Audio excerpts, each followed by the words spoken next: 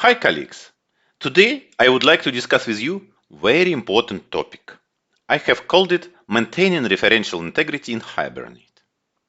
Referential integrity, let's say, is a very important property of our database scheme when we are using a relational database.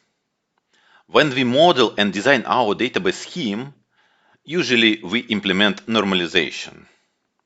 And during this process, which is called normalization, we are building our model of our data. And referential integrity is very important during life cycle of this model. The home for referential integrity is a database. But as soon as the Hibernate allows us to map our tables from database level and relations between them into object-oriented world, then it's also very nice habit to support referential integrity also on Hibernate level, at least to avoid overloading of our database with checks which we could perform on an application level. To say it strongly, the referential integrity is a property of data, stating that all its references are valid. In the context of relational databases, it requires that if a value of one attribute of relation references a value of another attribute, then the referenced value must exist.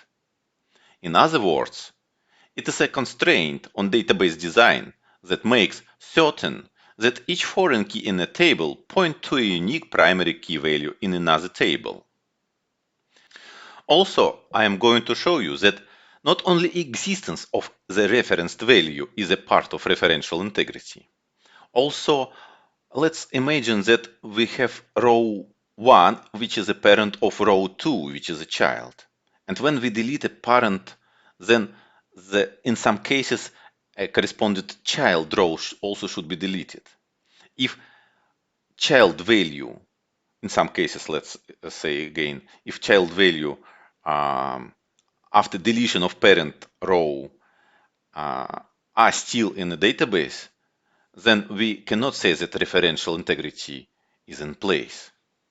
As I have already said, Hibernate as the ORM framework tries to map tables and relationships among them with object-oriented programming world, in our case with Java.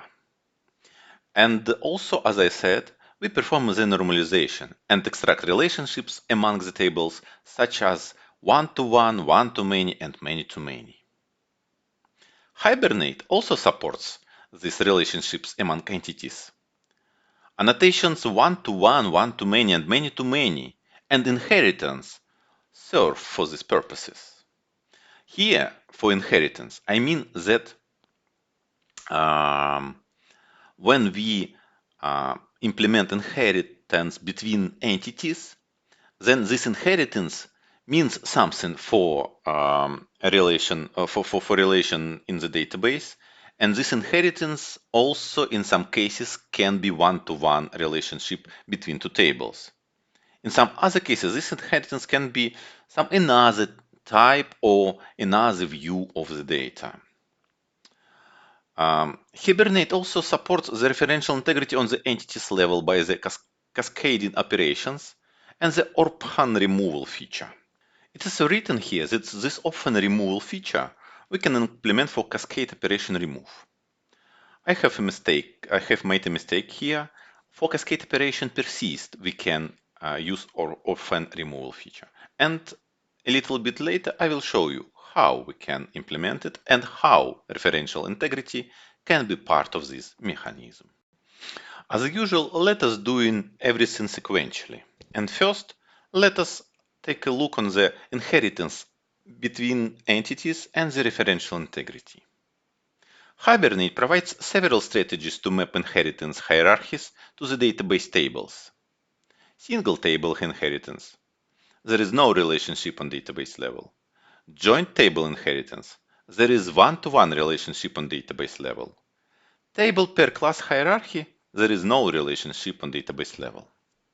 Here in this video, I am not going too deep into this topic. I mean, to this topic regarding Hibernate and inheritance between entities and inheritance hierarchies and mapping inheritance hierarchies to the database tables. I'm going to stop on this type of, let's say, of the strategies. It's joint table inheritance because it's exactly what I would like to show. In my example, I am going to look at this very simple database scheme with two tables. One table is pets, and here I have identifier as a primary key, and I have a nickname. And I have dogs. Here I also have identifier, and here I have a breed of a dogs. And if we would write a classes, then dogs would be a subclass of class pets. On database level, we have just two tables, and there is a one-to-one and there is one-to-one relationship between them by this identifier. I mean, if there is entry in a dogs table, then should be an entry in a pets table. And it cannot be that, I mean, if we have implemented referential integrity correctly, then this connection between rows exists each time when we have entries in a docs level, in a docs table. For example, if some time went and we are going to introduce new table cats, then cats also can be, if we write in a program, that cats also can be a subclass of class pets. And the same rules regarding referential integrity also should be applied as for dogs. Okay, let us jump to IntelliJ and take a look on a real program code example. Okay, firstly, let me to present you this code, or in other words, to make some code review. Here for my example, I have dog entity. It's for table dogs, and here I have just a field for breed. And where is my ID? You can say my ID is here. It's in the entity pets. It's this class or this entity is for table pets. And here I have identifier as the ID, which is a generated value, and the strategy for generation, I am using this UUID. And here I have a nickname.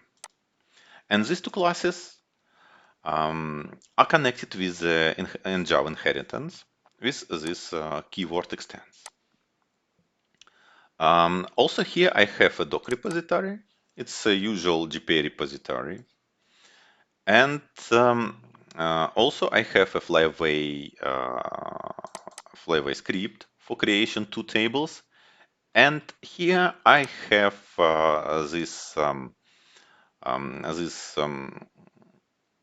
let's say here I'm establishing one-to-one relationship between dogs and pets.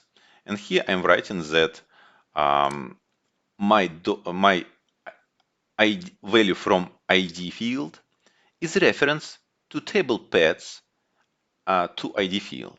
In both tables, ID field is a primary key. Yeah? Here and here we can see it. And as usual, I have written some test class to test my examples, to test my test cases. And here I have a test method for my first test case regarding inheritance. Okay, also what I wanted to stress here regarding this method is that this method is not annotated with annotation transactional, because I wanted to work this method in separate transaction from this method. In other words, these two methods work in different transactions of database. And what else? Let us run it and see what we would have after save method. and what we would have after a delete by ID method when we delete from doc table by its ID. Okay. And I'm going to run this method in debug mode because I would like to check database after method save is executed and after method delete by ID is executed. Okay, let us run it. As usual, it requires some time because test containers should be set up and some Flywire scripts should be deployed to the Postgres instance.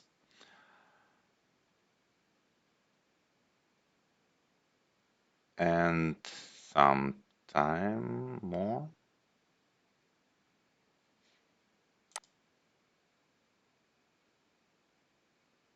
Too slow.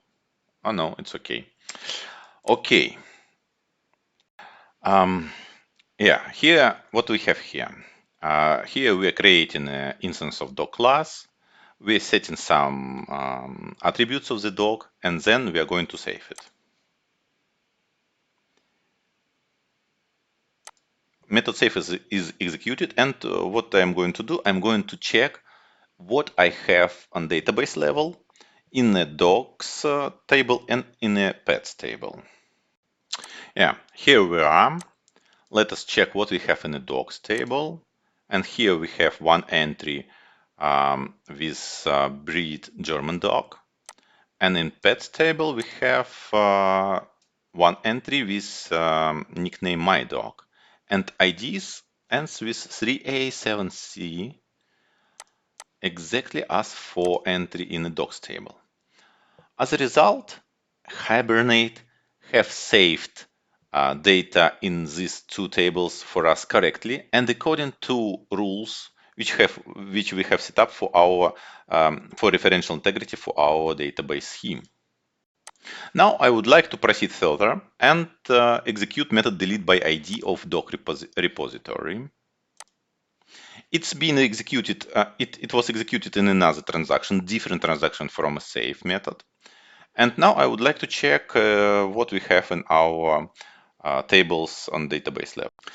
Now deletion is executed, and in the docs table we have no entries, and in the pets table we also have no entries.